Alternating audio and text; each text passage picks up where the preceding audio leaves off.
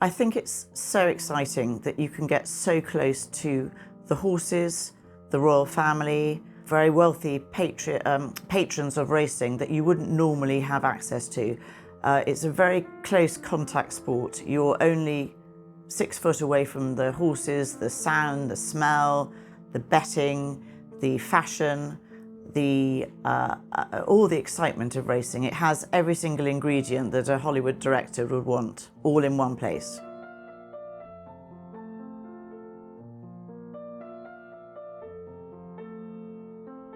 So in the old days, basically all, I say, country gentlemen and the aristocrats lived in the country, and they used to only go to London really for the season. And in the country, they learnt to ride, they learnt to hunt, they learnt to fish and shoot. And I think it was an extension of that, is that they then owned horses, thoroughbred horses, and they wanted to, the English have always loved competition and also organising fun at weekends. And they used to basically race their horses against each other. So racing started at Newmarket when James I used to bring his court to Newmarket, and he used to take the whole court up to Newmarket, and they used to have a very large palace there, which Charles II, when he came back to the throne out of hiding, resurrected. And so the Horse Racing Museum actually sits, amazingly enough, in the palace, a part of the palace of King Charles II. In the past, when racing and breeding wasn't nearly so commercial, each stallion used to, when he finished his racing career, aged 3 usually, because they only race at 2 and 3 years old, but they do race on a bit more sometimes, but that was historically all. They retired and they had 40 mares to cover. There was 40 shares. Now they cover up to 200 mares. So that has obviously changed, and also it's become much more commercial, and that was very much driven by John Magner and Coolmore Stud in Ireland. Now stallions can basically shuttle to Australia, so they do 6 months in the Northern Hemisphere and 6 months in the Southern Hemisphere, so you get double the amount of income for your stallion.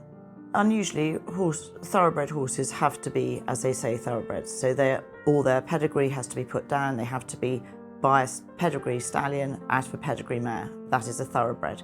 So when you go into racing other horses, if you go into show jumping, they have different types of blood that come in that maybe give them bigger hindquarters to jump, or with polo they have Argentinians, or with other eventers, they have more of a German blood coming in to help them with their dressage, because it's a 3-discipline sport. So racing is totally unique in the way that the thoroughbred is the animal that you're dealt with, and all thoroughbreds come down from 3 original stallions, Arab stallions that were brought into this country. The Queen has been our single largest ambassador for racing for the last 70 years plus. She's loved racing all her life. She was an amazing rider, and she has the most amazing memory for pedigree and remembers horses from year to year when she goes to the stud and sees them.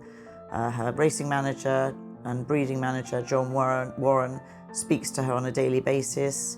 The Queen speaks to all her trainers as well on a weekly basis.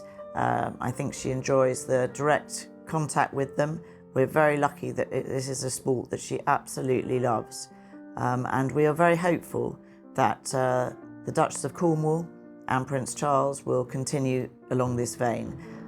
But I think it would be optimistic to think that it would continue at the same rate, because it is obviously the Queen's #1 passion.